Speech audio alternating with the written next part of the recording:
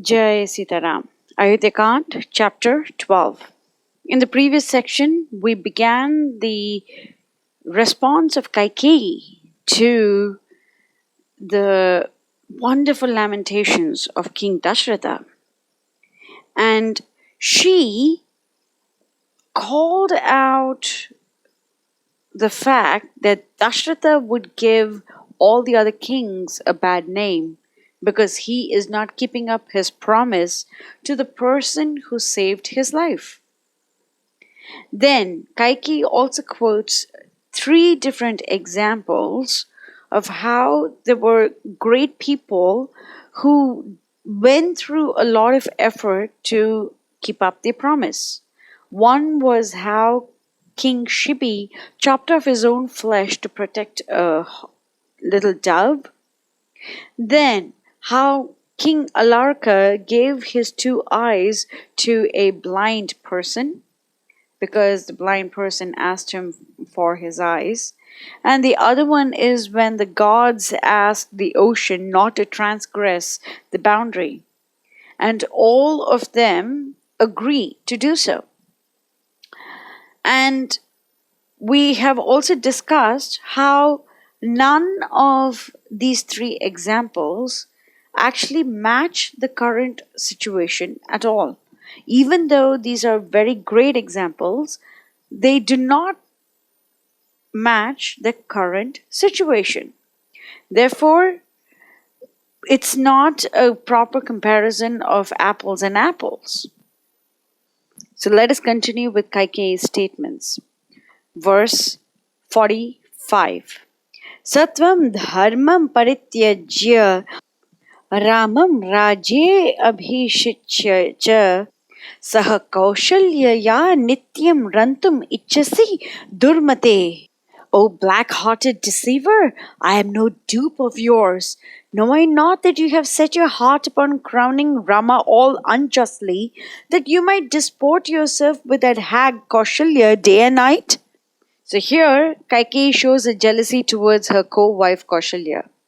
So this is a very common behavior with low-class people, especially in the previous days when polygamy was allowed. At that time, the kings did have multiple wives. And we started off the journey knowing that Dasaratha had at least 3 main wives. And all 3 of them have children, and all 4 sons are completely united. But still, Kaikeyi always wants to have the position as a favorite queen of the king. Because being the favorite queen, she could do practically whatever she wanted. So she continued to yearn for this level of confidence with the king. But she was the youngest queen, not the oldest. Kaushalya is the oldest queen of King Dasaratha. And now she is angry with Kaushalya. She is envious of Kaushalya that Dasaratha wants to spend time with her. We are going to see the dynamic between Kaushalya and Dasaratha in the later chapters. But for now, it is quite evident that Kaikeyi does not like Kaushalya at all. And so she is saying that Dasaratha wants Rama on the throne so that he himself can spend some time with Kaushalya. It doesn't really make sense to her because she is supposed to be the favorite wife, and therefore her son should be the king of Ayodhya. Verse 46. Bhavatva dharmo va satyam va yadi vanratam yat tvaya samshrutam mahyam tasya nasti vyatikramaha. Well, I care not to discuss with you whether the boons I ask are righteous or otherwise, true or false. I will hold you to your promise and compel you to perform it to the very letter.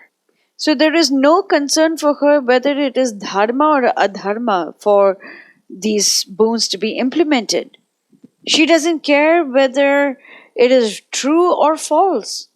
Whatever it is, she just wants to get her boons fructified.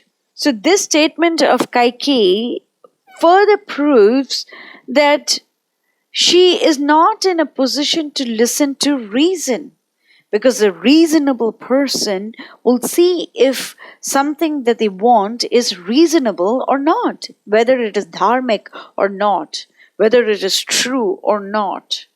But she wants just one thing, and that is she wants Rama to go off to the forest and Bharata should take the throne. She doesn't care whether it is right or wrong, whether it is dharma or adharma. She really does not care. And moreover, she does not care if Dasaratha gets the sin of adharma, because he has already promised to the citizens of the world that Rama is going to be crowned the king the next day. So what is going to happen to him if he were to rescind that particular promise? She doesn't care about any of those implications. The ramifications of her actions are lost upon her. That is the problem. Why? Because it's all stemming from greed. Greed for material pleasure, greed for material opulence, greed for material positions. Because of all of that, she is in a very precarious position wherein she doesn't care about anything else except sense gratification. And this is known as the clutches of Maya. The person who is in the clutches of Maya will not be able to understand reason. Krishna himself has said that Daivi Shesha Gunamai Mama Maya Duratyaya. It is very difficult to cross Maya.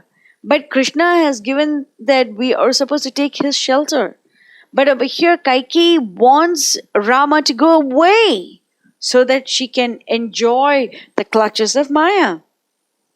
Let us continue with how stern she is with her decision that Rama has to go off to the forest. Verse number 47. Aham hi visham adyaiva pitva bahu tavagratah pashyataste marishyami ramo yadyabhishichayate. If Rama should sit on the throne of Ikshvakus, I will before thy face drink deadly poison and kill myself at your feet. She says, Visham pitva bahu. Bahu Visham, she's going to drink. That means Visham means poison. She says that I'm going to drink a lot of poison. Tava grataha. That means Tava means you, agrataha means in front of you. So in front of you, I'm going to drink a lot of poison. And then after that, while you're seeing me, pashyataste marishyami, I'm going to die. Yadhya bishichyate. If Rama is coronated, this is what I'm going to do. So she is promising that she's going to perform suicide right in front of her husband if Rama were to get the throne. Verse 48. Eka aham api pashyeyam yadyaham Rama mataram anjalim pratigrihanantim shreyo nanu mritir mama. Death has no terrors for me, but is a welcome friend. If I should ever see my hated rival Kaushalya receive the homage of the people, be it for a day. She says, Eka aham api, even for one day. If Rama Mataram, that is Kaushalya, the mother of Rama, receives Anjalim, that means salutation with joint palms, from the people, even for one day, she is going to die. So this is an example of envy towards a devotee of the Lord. So we get to see Queen Kaushalya as an exemplary devotee of the Lord. But Kaikeyi does not want Kaushalya to be honored by anyone, not even for a single day. And if Rama were to be crowned the king, obviously, as the mother of the king, she is going to get a lot of prominence. And Kaikeyi cannot bear to see that. So this is a very simple case of greed, of lust for power, for position, and every single non-essential material opulence. Verse 49. Bharatenatmana chaham shapete manujadhipa yatha nanyena tushyayam rite Rama vivasanat. Once more I swear a dreaded oath by myself and by my darling Bharata. My heart knows not peace or content unless I see Rama driven to the forests. So nothing is going to please her. She is doing everything for herself and for Bharata, and she is swearing everything on these two, that is on herself as well as on Bharata, that there is no other boon that is going to pacify her other than the fact that Rama has to go off to the forest. So she could have been happy with just material opulence, which is something that Dasaratha has already promised to give her. But not only does she want material opulence for her son, which in fact she herself is going to enjoy, but she wants to ensure that Rama and his mother are not venerated as well. So first of all, Rama has to go off into the forest. Then her rival Kaushalya is not supposed to get any sort of homage from the people. She is not supposed to get any veneration or any love from the people at all. So this is a sign of an envious person. So at the beginning of this whole recitation, in the 5th chapter of Balakand, it was specified by Kusha and Lava that only a non-envious person will be able to understand this epic. And therefore only the non-envious person, that is Anasuya Kave, only such a person will be able to relish all the various pastimes of the Lord. And only such a person should actually listen. And over here, we get to see the ramifications of a person who is actually envious towards the Lord and towards the Lord's sincere bhaktas. So, she has promised that she is going to die if Rama is going to be crowned the king. She has promised that if Kaushalya is venerated by the people, she is going to not like it at all. And she has also specified that she's swearing on herself and on her beloved Bharata that she cannot be satisfied with any other boon other than Rama going off into the forest. So Dasaratha has not really prevented Kaikeyi from enacting the first boon, that Bharata should be seated on the throne. The import of the first boon pales in comparison to that of the second. So that's why over the past few verses from the beginning of this chapter, Dasaratha has been talking about the greatness of Rama and why Rama shouldn't have to go into the forest and so on and so forth. But he doesn't really speak a whole lot about not wanting Bharata on the throne. He speaks mostly about the second boon, that Rama shouldn't go off to the forest. And Kaikeyi here says that apart from the fact that Rama has to go to the forest, she is not going to substitute that boon for anything else. She doesn't want anything else. She wants Rama to be in the forest. She doesn't care about Rama's relatives, like his mother and his friends and kinsmen and all the people who love him so very much.